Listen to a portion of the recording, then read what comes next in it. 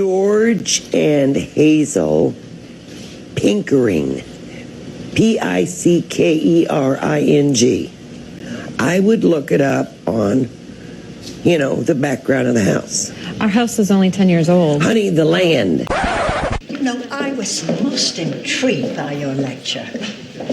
I believe that we may share a common heritage. We do?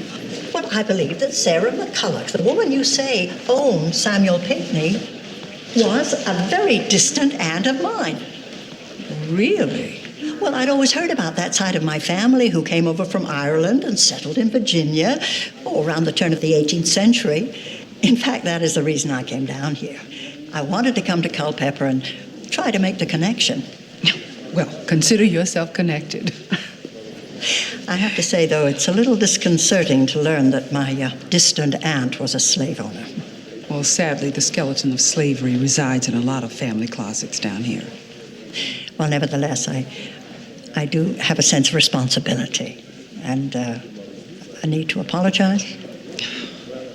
The only responsibility you have, we all have, and that's for the living. Well, I couldn't agree more.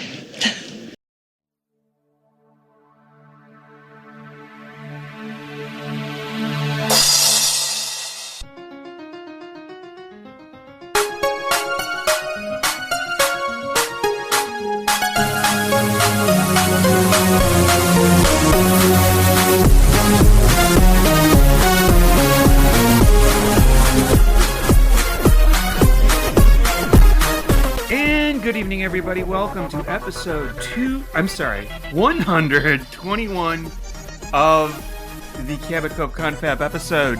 This is Sean. This is Steve.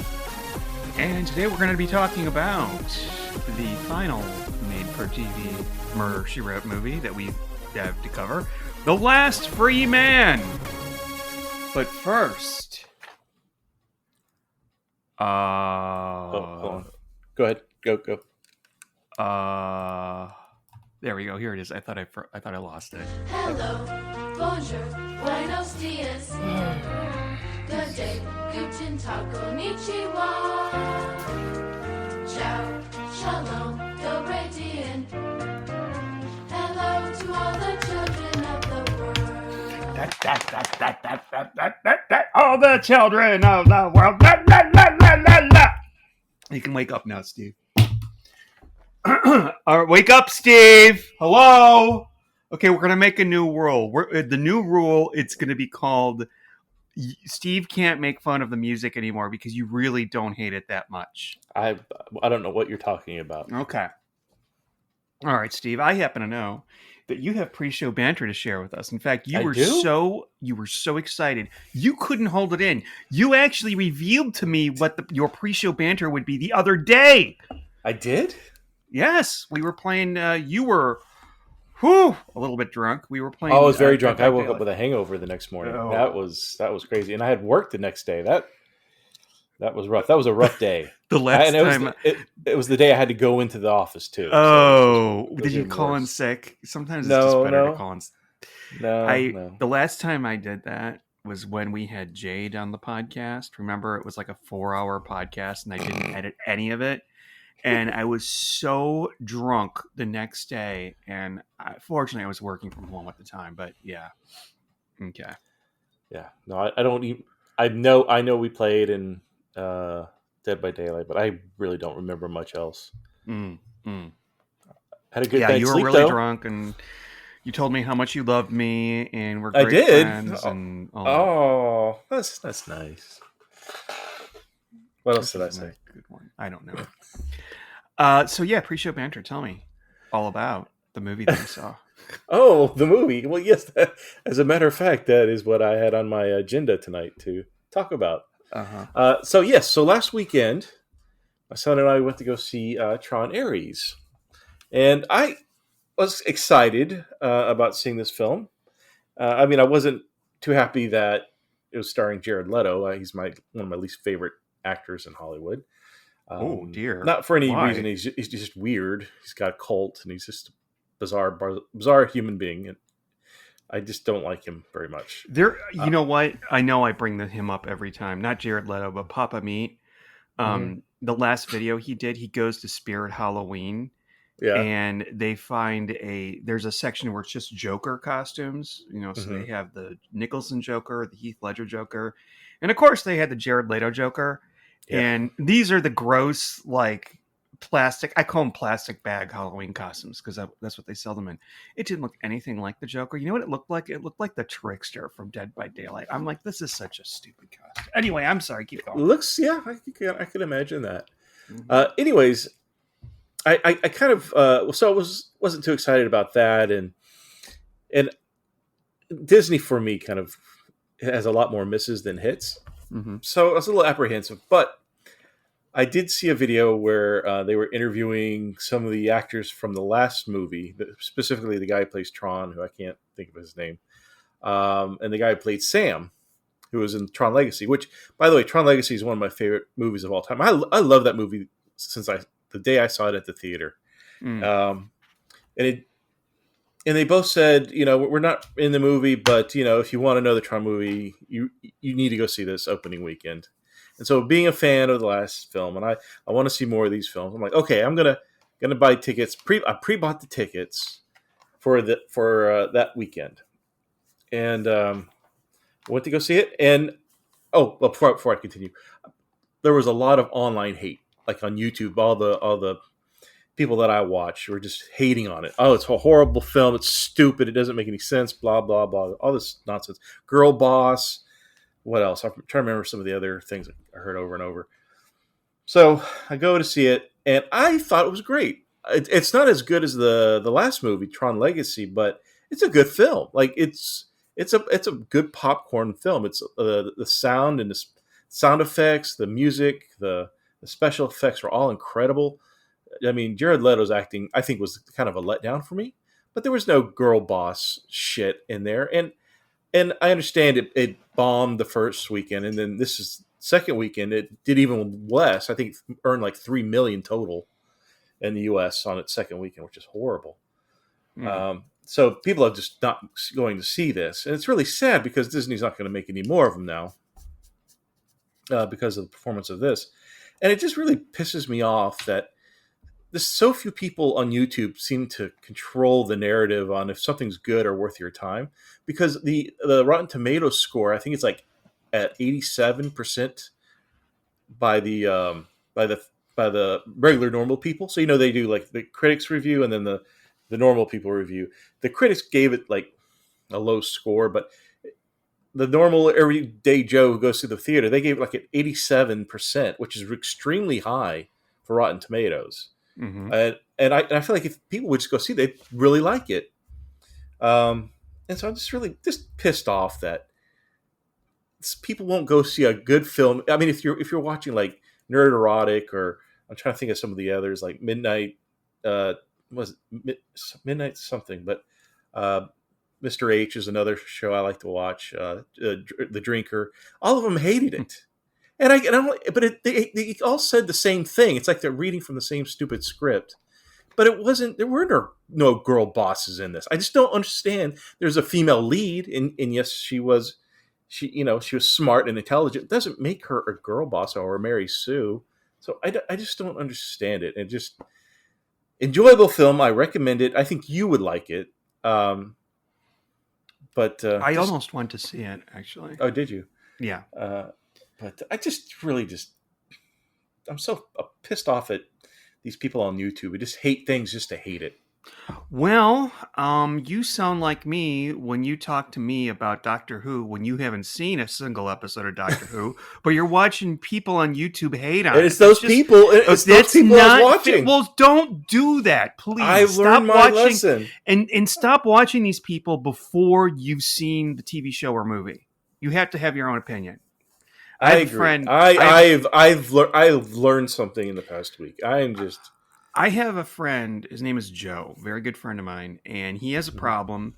He goes to the movies a lot. He and I like horror movies, so he sees a lot of horror movies. And whenever a horror movie comes out, like the one I'm about to talk about, he'll go to see it. But his problem is, if the movie's really hyped, if it gets really good reviews, it's automatic he won't like it.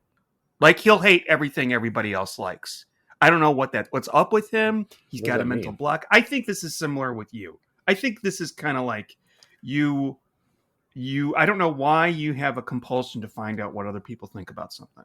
I don't know. I think No, it's not. I It's kind not of that. understand it, but No, that's. I mean, I wouldn't say it's that. There's certain people that I listen to on YouTube that I enjoy. I've agreed with their opinions in the past, but I just got to learn that. You know, everything's they end up hating eventually, and so it's just annoying. Oh, It's also, annoying. speaking of things, could you please watch this Alien Earth show and please text Eric about it that you've seen it so he will stop fucking asking me about it? Well, I hear it's I'll- not that good, and so No, it is I'm good. I'm It kidding. is- I'm kidding. I'm just. It's another thing. You heard somewhere that it's not good, and you're like, I didn't really want to see it, but I it is don't good. say that, and I don't talk like that. Oh, okay, fine. But you did tell me you heard it wasn't good. Anyway, I saw. Well, a film. now maybe. Well, now I'm going to go see it. So Okay. Yeah. I really want to see Tron Legacy again too. I haven't seen that since it first came out. It didn't Well, blow me away, but I didn't hate it. So well, this is. I don't think this is as good as Tron Legacy, but it's still a good film. It really is. Really, there's I would say the last quarter where Jared Leto becomes more human in his emotions. He becomes a worse actor. It's okay. there's a scene that is so eye rolling, bad. His acting is just whatever. I mean, but it's just a small piece of the puzzle of this whole movie, which is really quite good. Oscar award winner Jared Leto. Yes, Steve hates him. I've always hated Jared Leto, but yeah, I don't know why. But okay. But he's in a lot of movies I like, so I have A lot to of good watch 'em. movies. He also has a terrible rap career that somebody told me about one time, and I'm like, I don't care. A rap, like Yeah, he musical has, talent. Yeah. It's like okay. See, this is I don't care. Blah blah blah. Rap. Jared Leto. See, I don't care. I also saw a film that I enjoyed, but I'm not going to talk about it very much because, true to the style of the readers, they have gone weeks and weeks and weeks and weeks without sending us any emails or leaving us any reviews, and then all of a sudden, within the space of about a week, I get 3. Wow. Okay, so I'm going, and actually, they're really good emails. They're not like just short things. They actually contain interesting information that both we and the readers may enjoy. And we have one review. I'm going to read that right quick because Yoga Girl, Linda Yoga Girl, she keeps going in and she keeps changing her review. She always gives us 4 or 5 stars or 5 stars, but she always changes the review. So today, she says, guys, I think we have our best lieutenant ever in the Family Doctor episode. Isn't that guy perfect, handsome, polite, and welcoming to Jessica? He's got it all. Thanks for delivering great pod, episode after episode. Excellent. See, this girl, she liked the detective in that one? I don't even remember who it is. It's a guy, because they're in like Chicago, right? And Boston. No, Boston. Thank you. Yeah, and he's got kind of a I don't know, that swagger, that kind of okay. That Rob from Boston, Rob from Survivor, Rob swagger. But what was I going to say here? Yeah, Family Doctor. I'm also impressed by the fact that she is watching ahead, because the Family Doctor episode does not air until tomorrow as we record this. Oh. So she actually is going and doing the homework and watching along with us. Okay. A+ for her. Gold star. All right, our next one. This is an email. This is from Riley Bartoliomo. I normally do not tell the readers first and last names or read the readers first and last names, but I think this is different in this case. I recognize Riley. I'm just going to read what he said. Dear Sean and Steve, first, thank you for having a wonderful rewatching podcast. I'm a longtime listener and unlucky raffle participant for the Murder, She Wrote DVD box set. Yeah, sorry, Riley. But I wanted to make you aware of a forthcoming feature film that I am a producer on. It's called Casually Cool and is directed by stand-up comedian Ricky Glore. While I know you guys do not do interviews in your show, I wanted to make you aware of this project whose script and direct references to Murder, She Wrote. Moreover, during our script revision process, I found your show to be essential for research. Okay, so Riley sent us a screener, which I will forward to you. It is cool. a link, and he says, additionally, since you do like horror and comedy films, I'm sending you both a screener of our most recent venture together of Sweet Meats. The film was distributed by Troma Entertainment. They're the ones that did Toxic Avenger, and received a limited theatrical release in the South and Midwest. Also, it will be coming to Blu-ray later this year and streaming on Troma now. Cool. Thank you both for all you do to keep the legacy of the show alive. I really appreciate it. I apologize, Steve. That was sent to our main address. I will forward that on to you. And Riley, we will look at your picture. I watched like 3 seconds of it because I'm going to be quite frank. I look at this email inbox like once every month. I usually get a notification if we get an email, but this had been sitting in there for a week before I realized it was in there. So I do apologize, Riley, because we don't get a lot of emails. But I will be watching your movie and maybe say something nice about it. Oh, yeah. I see. There's a trailer on YouTube for it. Oh, there is? Mm-hmm. Oh, we should play it right now. You're almost 40 fucking years old. Meet Bobby Sweet. All he's ever wanted to do is write and perform country music. As you know, I would like to become a country music star. But one thing has always stood in his way. You got the stage fright. Meet Laddie. She's pretty, she's smart, business savvy, a bit intense and kind of rude and angry a lot of the time. No shit. And then meet Jerry. He's a fucking moron. They're serving up something more than Burgers and fries. Burgers and fries! burgers and fries. So come on down to Sweet Meats and get yourself a treat. What we served that food critic was human. We served him man meat. Exactly. So, what you're saying is we need to find more people to grind up.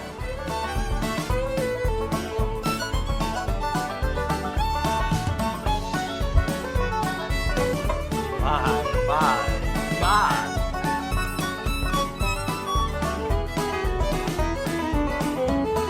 The devil is a woman I know. The devil is a woman I know. The devil is a woman I know. For the good Lord told me so. For the good Lord told me so. For the good Lord told me so. For the good Lord told me so.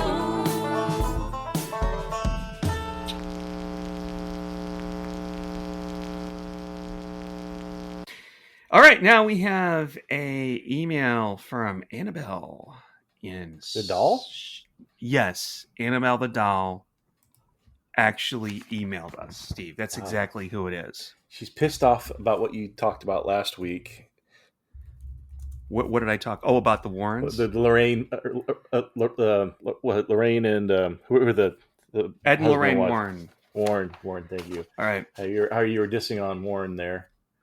So Or, I don't think Annabelle would. I don't think Annabelle would mind. I think she would actually. No, she's probably offended. She's probably saying thank you so much. Ed was a jerk, and Lorraine, I didn't like her one bit. That's probably right. Is that what she's saying? Yeah, something like that. Yeah. Yeah, fucking blah, blah, blah. All right. This next one is from Annabelle. The memo title of the email said cock hungry sluts, many hours of oral pleasure. Wow. And oral's AURAL, not oral O. So it is from the doll. Okay. So, hey, Sean and Steve, greetings from Shetland. Shetland is in Scotland, and there is a fantastic series of mystery novels set there. I read the first one. It's called Raven Black, and then I found out it's actually a show called Shetland, a mystery show, and then I wanted to move there because it's really wet and cold and depressing. And are we still talking about in Shetland, Never mind. where this lady's Never from? mind. All right. Okay. I like it. It's nice and wet and cold, and probably nobody ever has to sweat. There's no reason to sweat or perspire. I love that. Okay. Hope you're all well. I don't do reviews on Apple, so just wanted to let you know how much I enjoy your shows. I can't help but there's this Scottish accent that's creeping out. I've listened to most of the Columbo podcasts, but I'm on my third listen of yours. I've only gone through the Scottish chaps twice, and I'm now quite through your Cabot Cove show, too. Of all the options for both shows, I definitely prefer your podcast, particularly for the bants. The bants! The bants! Like pants, but bants.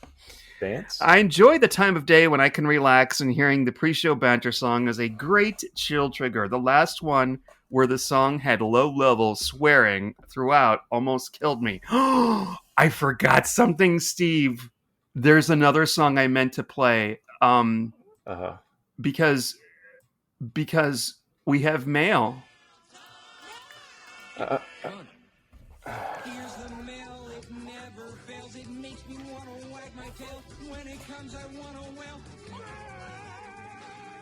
How's that for a trip down memory lane?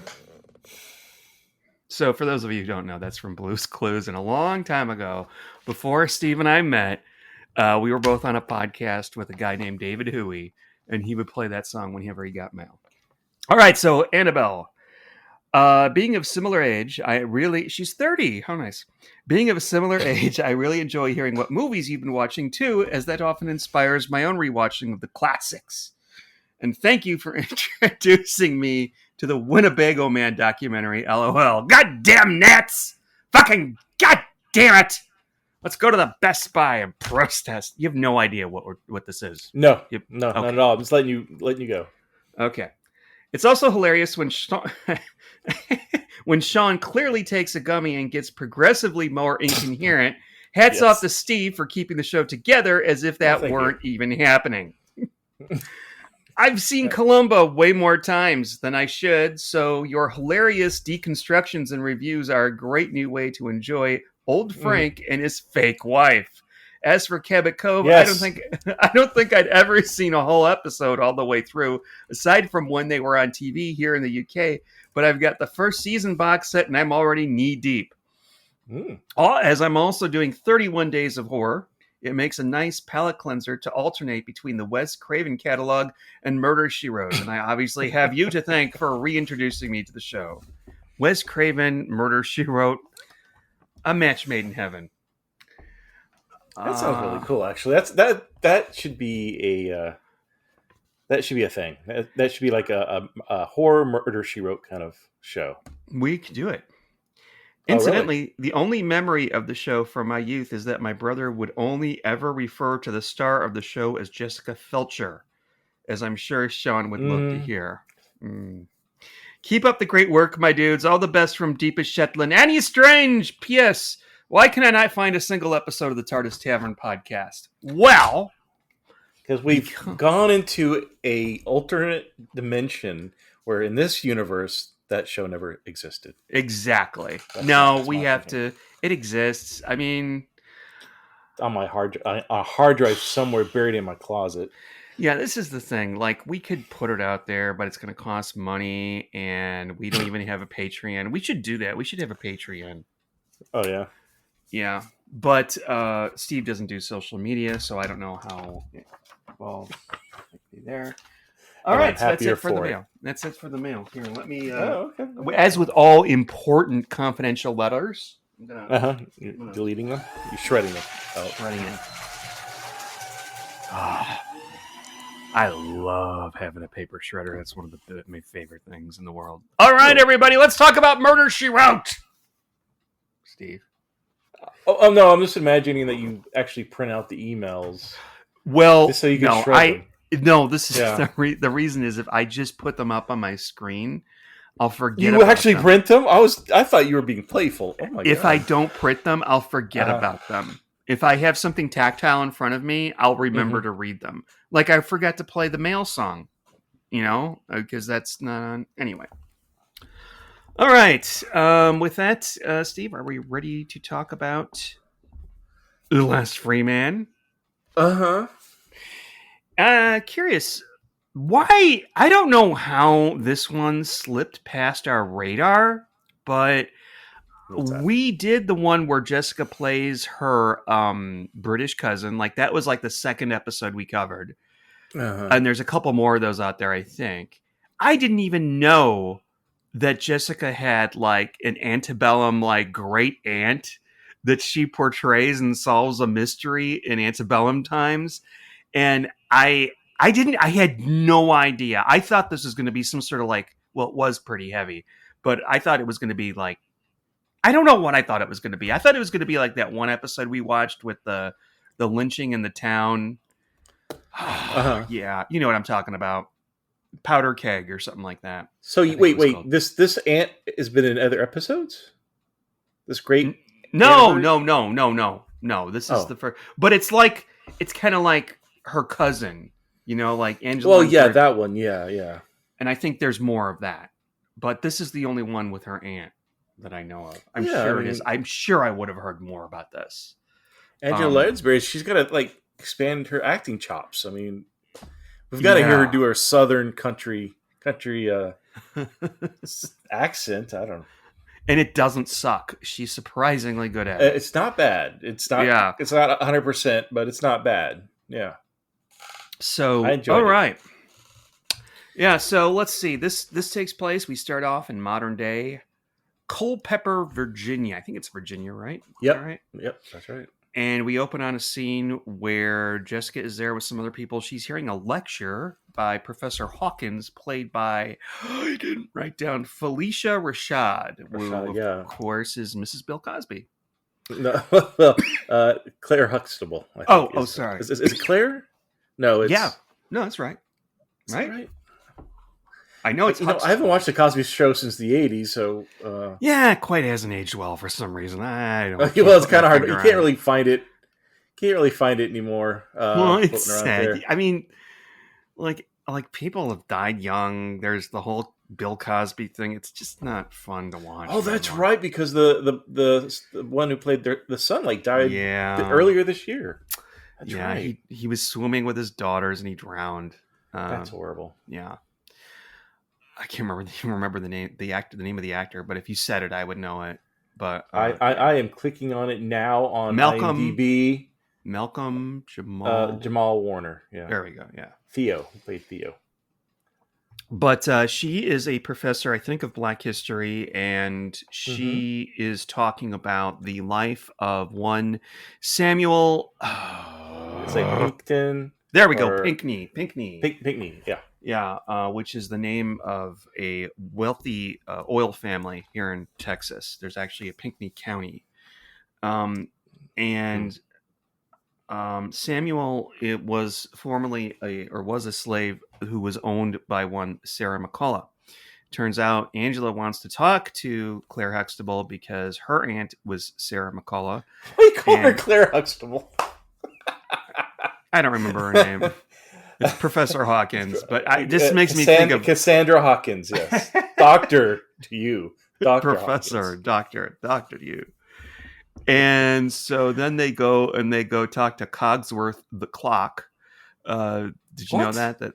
Yes, you brought that up before. Yeah. So that's fun fact. All Murder, She Wrote fans must know is that if you ever watched the 1990 Beauty and the Beast Disney production. The teapot, the clock, and the candlestick are all played by Murder, She Wrote alums.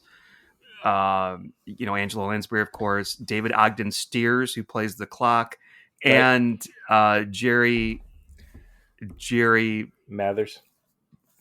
What's not his name? Jerry, the guy that plays Seinfeld? Henry. Help me! What's the actor's name? I seriously can't remember. I don't remember. The guy who plays Harry McGraw. Come on. Jerry. Oh, I'm Jerry having. Orbach. Thank you. Okay, Jerry Orbach. And you're like Jerry and Tom and Jerry. I swear to God. Don't laugh.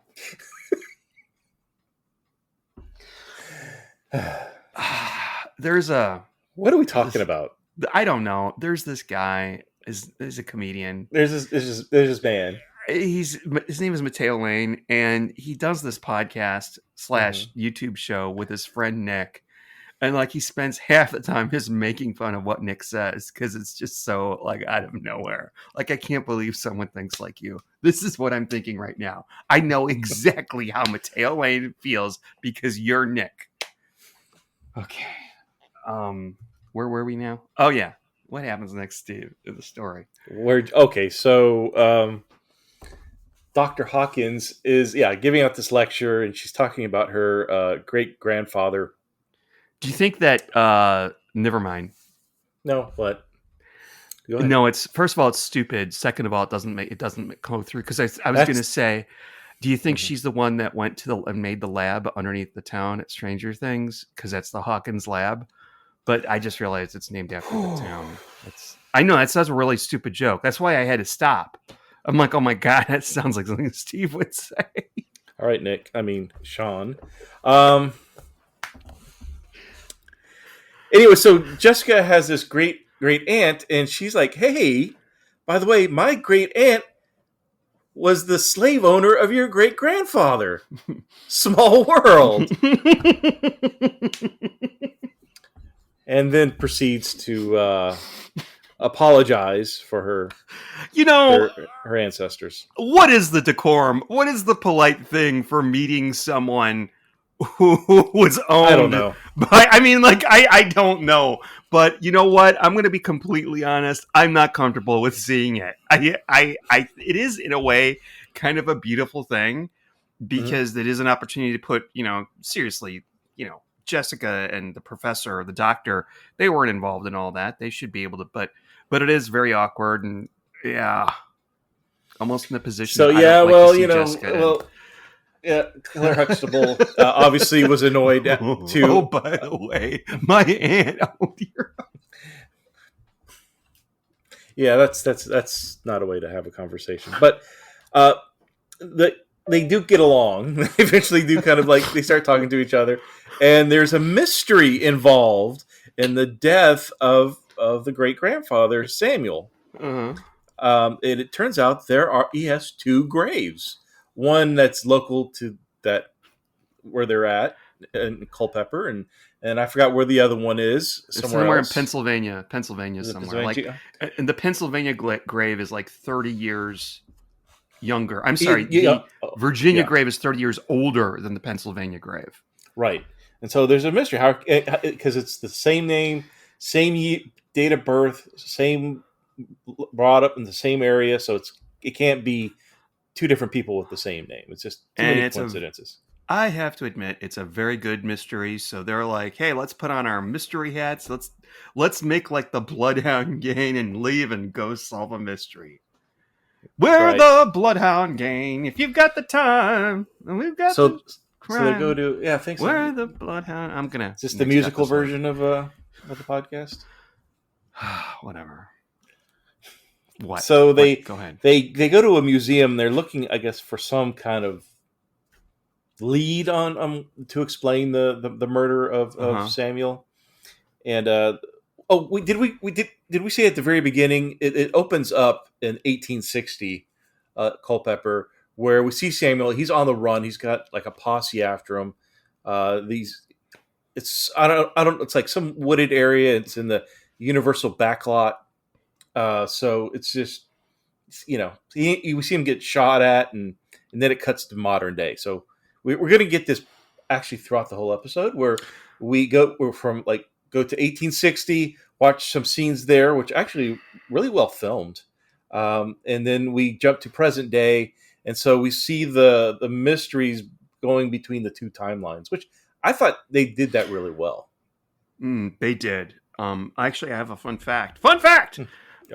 Michael Jace, the actor who plays Samuel, killed his wife and is now in prison for it. What? Yeah.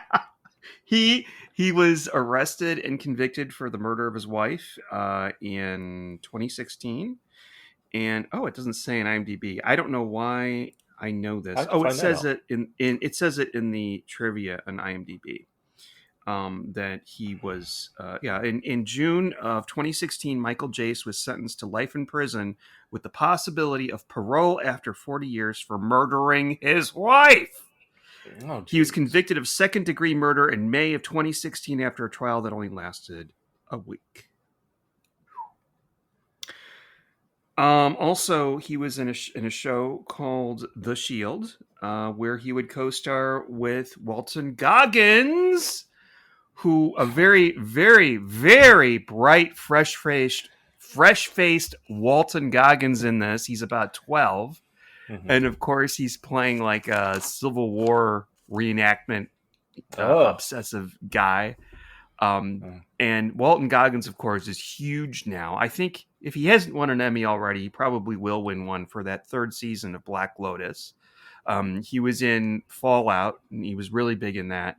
And I think for some fucking weird reason, I know him for playing a cop in House of a Thousand Corpses. Yeah. I don't know why it just sticks out for me, but yeah, it's like an unusual. Yeah, that's how most people probably would think of him. But I know it's like I had to work with a guy one time, and he went to something here in Austin. It was like an after hours cocktail, and Joe Pantoliano was there. You know Joey Pantoliano? No. If you saw him, you know who he is. He's in The Matrix. He's got a little guy. He's kind of talks like this all the time. I can't. Anyway, he was in The Sopranos. Anyway, so my friend meets him and he's like, "Oh yeah, hey, I loved you in Tales from the Crypt." He was in like one of the first episodes of Tales from the Crypt where... Oh, I thought he was making fun of he looked like the Crypt Keeper. No, Jesus Christ. No. He was in one of the first episodes where he played the guy where he had like the 9 lives of a cat like put in him. What was that? What? Didn't you just make a noise? I cleared my throat. Oh, it sounded a little bit more demonic than that. Damn. Okay.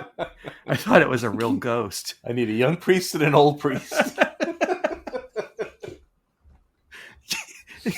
I need you to get a female Wiccan practicer, a male who does Reiki, and they all need to be here on a Wednesday to perform a ritual. And then if that doesn't work, then you have to move out.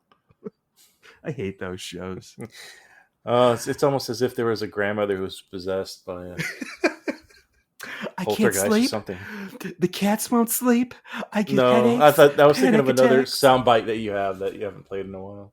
Oh, okay. Well, we'll get there. Okay. No, let's go back to Murder, She Wrote. Yeah, let's do. Yeah. Please.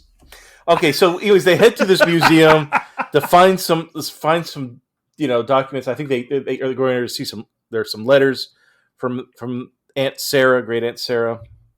And they bump into another, I don't know if he's a professor or he's an author of like Southern history, but his name is Stanford Thornton, played by David Organ Steers. Ogden, thank you. So I like that every time we see him in Murder, She Wrote, he plays something drastically different. Like he's played a Russian KGB agent. What else has he played? I think he may have played a French guy. Maybe. I know he's always got to do something with an accent. Seems like. Yeah. He's like Angela Lansbury's like, David, we got to have you on this next one. He goes, well, I want a fun accent. I don't care what it is. I want a fun accent. David, we're going to be filming Beauty and the Beast. They were wondering if you wanted to be in it. Only if I can play a Frenchman. Wait, no, he plays an Englishman in that. That's right. Okay. So, okay. So they bump into him, and he is like, what would you call someone like this? Where they, professor, a historian? No, like remember the South. He's very pro a history buff. Oh, there's a name for this. I don't want to say reconstructionist, rehabilitationist. Well, he's just like the South. Originalist. The South is, the Southern history is without any issue, and the slavery thing was all outblown. That just I don't know. He's just very exciting. He hates anybody that doesn't have the same opinion as he does. Oh, I don't know familiar? anybody like that. Yeah. Well, that's Okay. because other people are wrong. But anyways, so while there, Jessica does find, or no, the museum curator finds these letters, and so as Jessica starts to read the letters, or the letter about what happened on that fateful day in 1860, then we transition back to 1860, and it's the day of Mary and Robert's wedding. correct. Okay. Yeah. Now, And, I have a question. yeah. Again, I don't know where this story came from. I don't know why we had not heard of this before, but when you found out this was going to be another flashback story starring Angela as a long lost relative or something, what did you think? What was your knee-jerk reaction to that? Well, I didn't know she was gonna. I thought these flashbacks would be like little 60-second vignettes or something like that. I mean, literally half the show is this. Like Drunk History. Kind of. J.B. Fletcher does Drunk History. But I was, I wasn't really, and because of that, I was thinking, okay, they'll just hire somebody to be the great aunt. That wouldn't be played by Angela Lansbury. So when she gets off the little horse carriage, she's arriving to the wedding. I'm like, holy shit, she's playing a dual role. I was actually pleasantly surprised. I was actually really excited to see her here, and then her southern lady. Yeah, I thought it was going to be over the top, but she nailed it. She totally freaking nailed it. And I know I'm jumping to the end, but it was especially by the end. I was like, did she get an Emmy nomination for this? Because this is actually really good. Yeah. And we're also introduced to one of my favorite characters, because I hate him so much, is Jeb.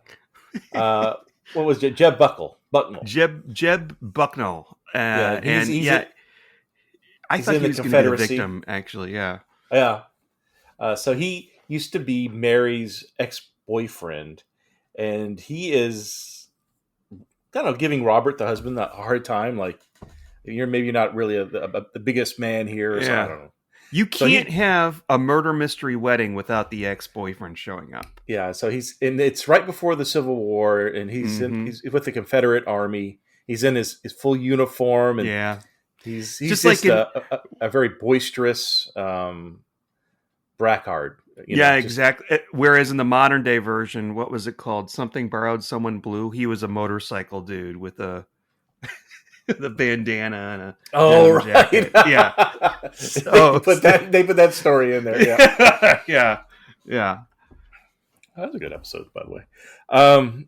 Yeah. So what else? Oh yeah. So Jeb he's very racist. He doesn't like the slave folk. Matter of fact, when he sees Samuel, should we say? So Samuel is indeed Aunt Sarah's slave. But she treats him very, very nice. I don't know how to say it. I mean, could you imagine? She's not a bad. She's not that kind of, like, she pays him a wage.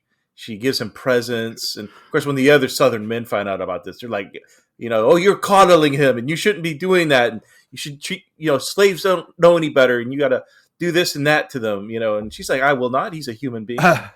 It would be kind of funny, but not funny if it was like she acted like that when everybody was around, but then when she was alone with the slaves, like, she would yell at them and call them names. She would turn into Betty White from Lake Placid or something. I want to see Angela Lansbury do that. I want to see I know Angela Lansbury as Madame Lalaurie from season 3 of Coven. Madame Lalaurie was played by Kathy Bates. She was the one that would she would do horrible things. Oh to her yeah, slaves. the one that was based off the real person. Yes. Okay. Yeah. Yes. Wait, is American her Horror name Story. I didn't know what LaLaurie? you were talking about there for a second. American Maybe Horror Story. LaLaurie is the voodoo queen, but the other maybe that's the voodoo queen. But the lady that I'm thinking of, yeah, there was a lady that did that, played by Kathy Bates. But anyways, so Samuel's he bought a vest just special for the wedding. He wanted to look his best for Mary, and Jeb takes offense that he bought this vest, this really nice looking vest, and so he ends up cutting off one of the buttons off this vest, and he's just chastising Samuel. Do you think you're better than me? I mean, just whole rhetoric is. Jeb's an asshole. He's a racist asshole. Yeah. And then we have another, our usual cast of suspects. We have the newspaper man. Cornelius. His name is Cornelius. Yeah. And then we have the bride. Which is odd. Which, by the way, the reason he'll be, I guess we'll just say now, the person who dies is the husband, Robert. Yeah. But Cornelius wants to buy Robert's land. He's got, two parcels of land, and they're very valuable parcels. I don't know why that is, but Robert refuses to grow anything on it, refuses to use it for cattle. He just likes having it out there. And I think we find out later why. I think we'll get to that later. Yes, this is absolutely true. Yes, I didn't even think of that. You're absolutely right.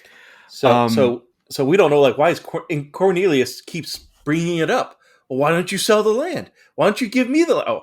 Why don't you do something every time? Something about the stupid land. So he was on my okay. If he's going to be a suspect, he's going to have to do something with land. Anyway, Jeb was too obvious. Actually, I thought Jeb was going to be the dead one, but Jeb was too obvious. Cornelius was like, yeah, I don't know. Then there's the father of the bride. His name is Charles Hobbs. I don't know, typical father of the bride, rich, cantankerous. And then we have the bride herself, Mary. And she originally, I actually kind of thought it might be her because she came off as completely innocent at first.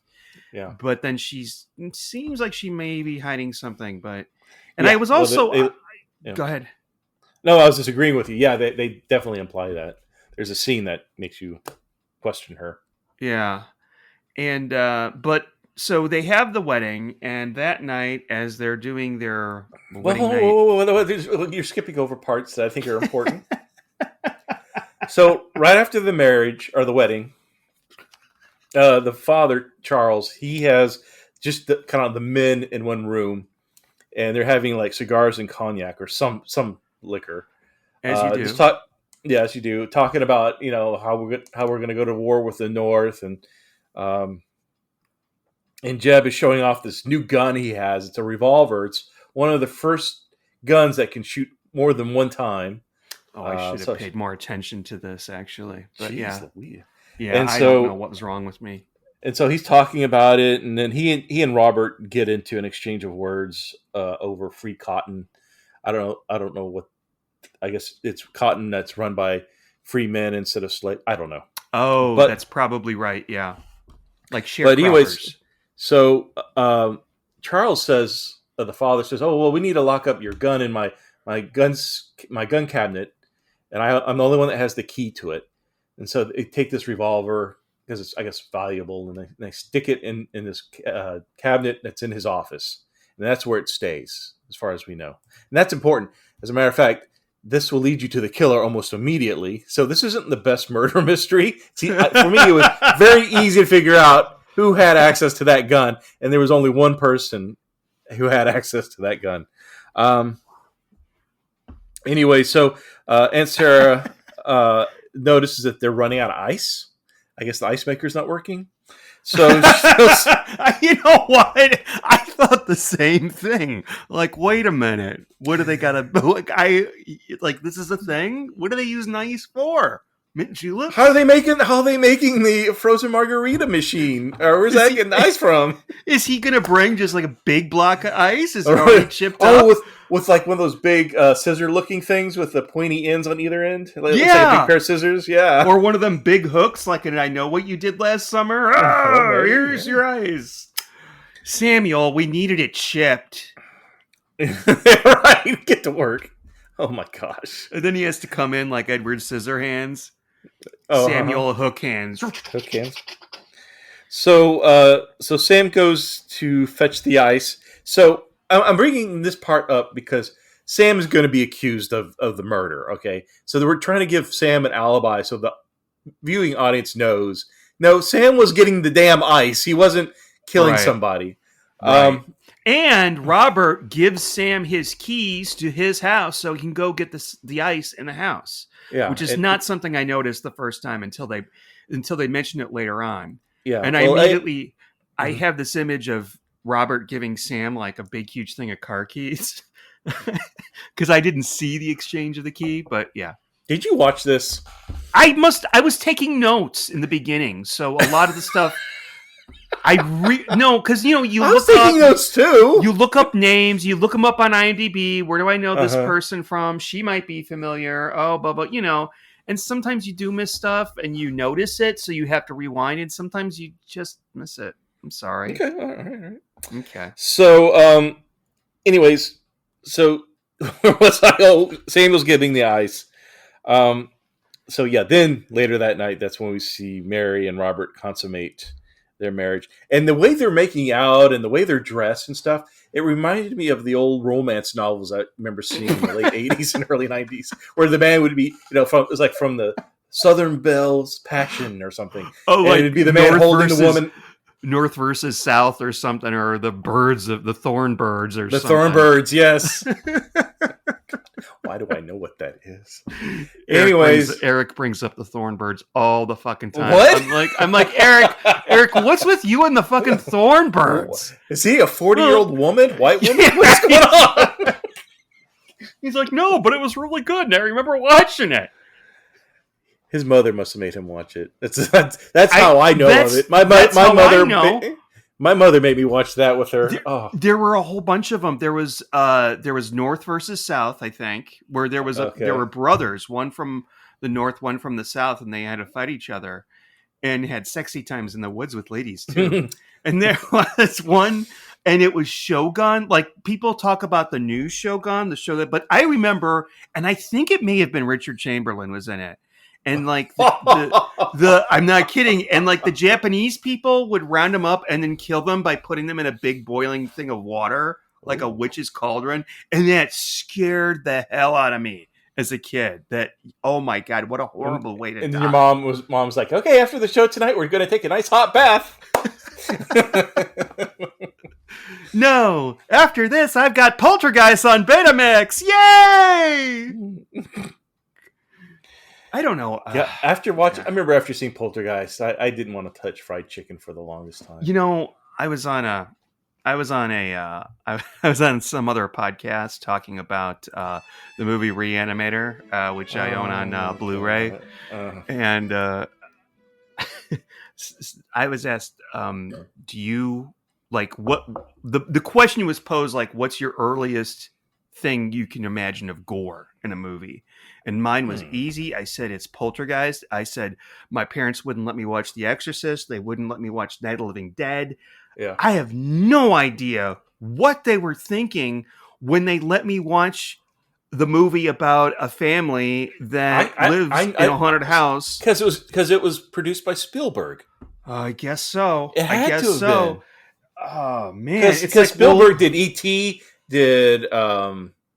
Jaws. Well, I'm trying to think before that. Did he do Goonies before that? He produced Goonies, right? Even though people said he really directed. That was after it, I think, because I remember seeing that in the He theater. did a lot of movies. I'm thinking like family-friendly movies. Yeah, didn't he? Oh well, Jaws wouldn't be one. But it was. It was. I mean, families were going to see that left and right. That was the number one. That was the first summer blockbuster. Close Encounters. Close Encounters wasn't a family film, was it? But Jaws is a family. There's a little boy who gets eaten by a shark in the first 10 minutes of Jaws. Indiana Jones, a man's face gets melted off, among other things. And another one, his heart gets ripped out as he still breathes. And But that guy in Poltergeist who tears off his face, kids our age, if they saw Poltergeist, they were scared of one of two things. It was either the clown doll Yep. or the guy tearing off his face. I was a Both. guy tearing off his face. It was both for you? I was both for you. Oh, God, yes. And I had my parents, one Christmas, bought me a mannequin doll, clown doll that looked it wasn't identical, but it looked very similar to that doll. And it was sitting in the corner.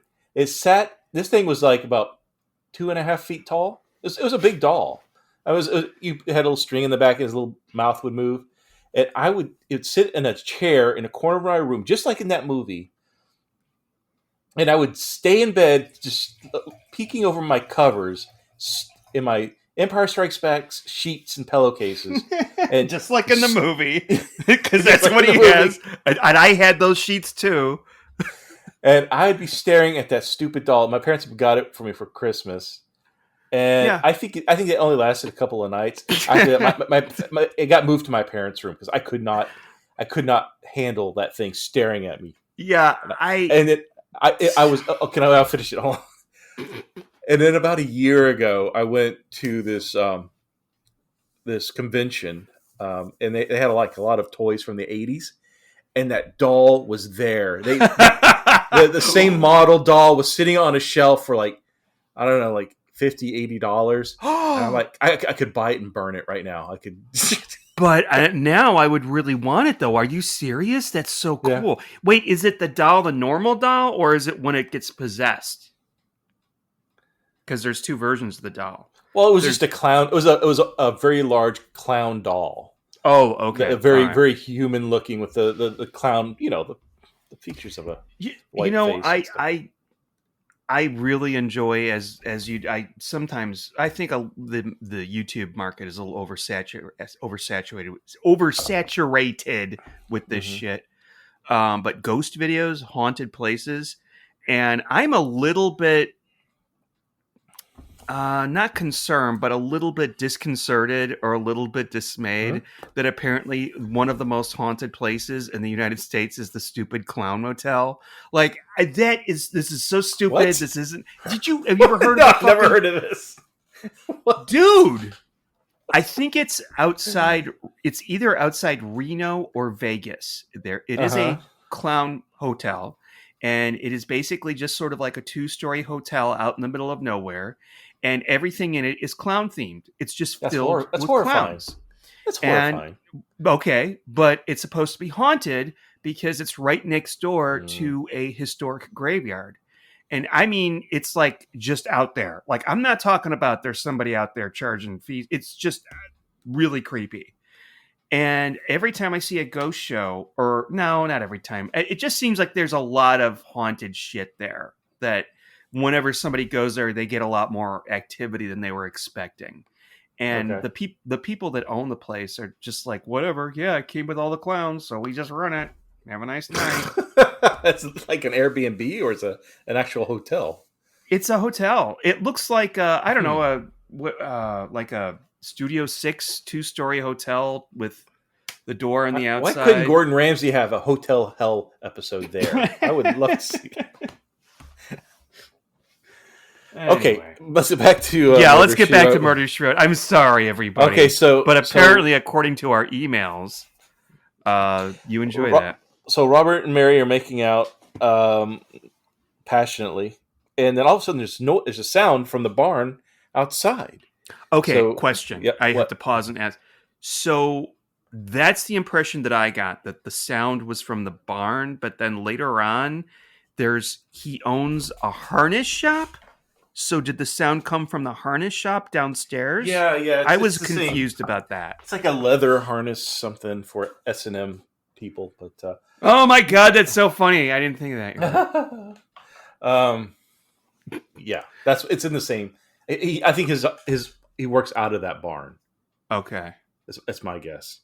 But he is then later. There is a shot that rings out, and then later Well, he goes downstairs. He goes to investigate. Can't find anything. He turns around in the dark, and he goes, "What are you doing here?" As he recognizes the killer, and then he's shot. But there's 2 shots. However, the body, there's only 1 bullet. which leads to believe, well, there's only a few guns that were made in that area that can shoot more than one shot at a time. So, And yeah. Sarah, who I'm trying really hard not to call Jessica, does figure this out because she digs a bullet out of the wall in the harness shop. Mm-hmm. So that means that's the second bullet. So was he shot in the harness shop or was he shot in the barn? Well, no, it's the same location. He works out of the... I don't know. It's the same thing to me. I just thought one was a store and like the other one was just where he kept livestock or something. Okay. No, I think it's just where he works. All right. And also they find Sam's... Remember that button earlier that was clipped off from Jeb? It's on the floor at the murder scene. Yeah, things are looking pretty shitty for Sam. And what's even worse is that one of those assholes punches him in the stomach, and it's a watch that Jeb punches him, and his watch falls out, and it's a gift given to him by Sarah. She explains this, but they're unfortunately they're going to give him a watch. Yeah, and she had to explain herself. Well, you guys got to make sure he gets to town on time, and I make sure he's keeping track of himself, whatever. Now she bought him a nice present. Because they even said it was inscribed. Like, did you get the impression, by the way, that we found out later this is not the case, but that Sarah has a thing for Samuel? Like, I just felt like there was a sexual tension going on with her and him. Did you get that, or is that just me? Oh, man. I think that's really interesting. Okay. I don't think that Angela Lansbury would have played it that way. And so but she didn't. just... Yeah, she did. I think it could have been interpreted that way, but I don't think she would have gone there. So anyways, I like that idea, though. I like that idea. And you know what? It's perfect, too, because it's just a standard Murder, She Wrote story. Somebody's murdered. One of Jessica's friends is suspected or framed, and she has that means she has to jump in and solve the crime because it's not her job to solve crimes. She only does it on a voluntary basis. Well, same with Sarah. Aunt Sarah, she's like, no one else is looking into this like they should, this murder. So she's going to do her own investigation. But anyway, so the posse, which consists of the father, what was his name again? Charlie Hobbs. Charles, the newspaper guy, Cornelius. Who else is in this posse? Jeb, obviously. I feel like there's some other guys. Yeah, other randos. Anyways, so they're on the hunt for Sam, and so they find him in Sarah's barn because he has just arrived with a horse. So he had just come in like he was on the run from something. And so they throw a rope over the not the banister, over the what do you call the beams, the ceiling beams, and they're getting ready to hang him, and thank God Aunt Sarah came in time to kind of to rescue him. Now I got to ask you something. Okay, so I think this is a really good story, and obviously the placement is a little bit out of tune with most of Murder, She Wrote, but I sometimes feel that maybe this story and the way that it treated the topic of slavery a little bit more flippantly than we would now. I'm wondering if that... I think so, yeah. It does, but it doesn't. In some cases it does, in other cases it doesn't. I disagree with that. I thought it was very much... It did not show it as a pretty picture. It wasn't like, we're all having parties and, the slaves serve cocktails and, there's no... I don't know. I thought it was very... I wouldn't say it's accurate because I don't know, but yeah, it didn't come off as fluff, I guess. You're right. It didn't come off as fluff either. It was good, and I just have my dander gets up whenever I see, somebody in a plantation having a cocktail party being served by black people. Like that's like, oh my gosh, I think of like Paula Deen and all that shit. And maybe it's Paula Deen. Oh my god. Remember that? Yeah, why did you?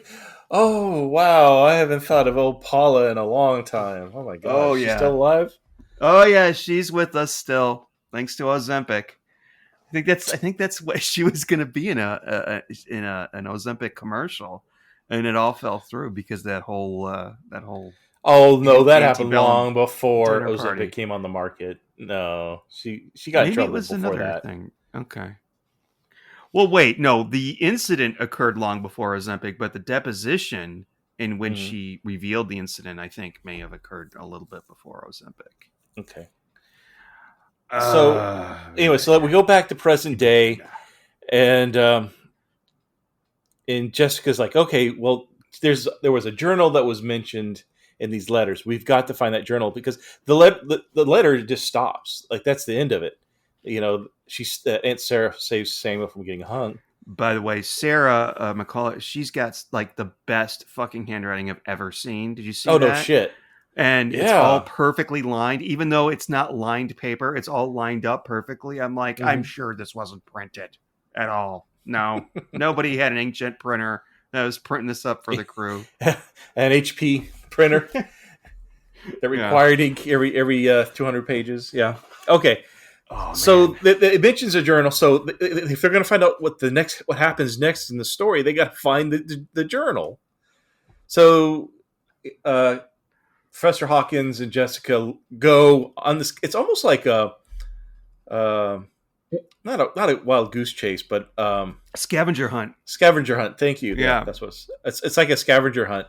So they're going all over Culpeper to people's different homes, looking through their attic, through their Do you know what this reminded me of? That weird Columbo episode, Undercover, where he has to go and talk to the people that all received a piece of the puzzle to where the treasure is buried.